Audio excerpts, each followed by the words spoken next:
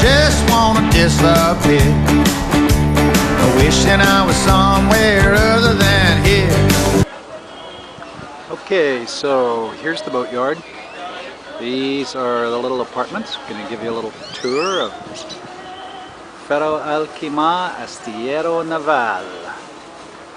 For the English-speaking folks, that means Ferro Alquimar Boatyard. And down here at the end, you'll see the cafeteria. Down over there, that's where we get lunch from every day.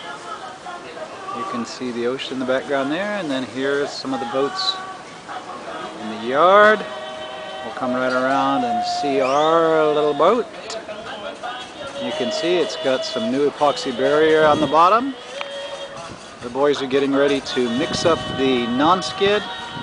They're just trying to get the color right. They've been stirring in that big pot with a stick now for quite some time. And we'll see if they get the color right for the non-skid. They're trying for whitey beige color. So you can see the super famous painter, Willy el Criminal, estás ahí, and some wonderful music here. They should have this ready here pretty soon, and then they'll start spraying it on. Alright.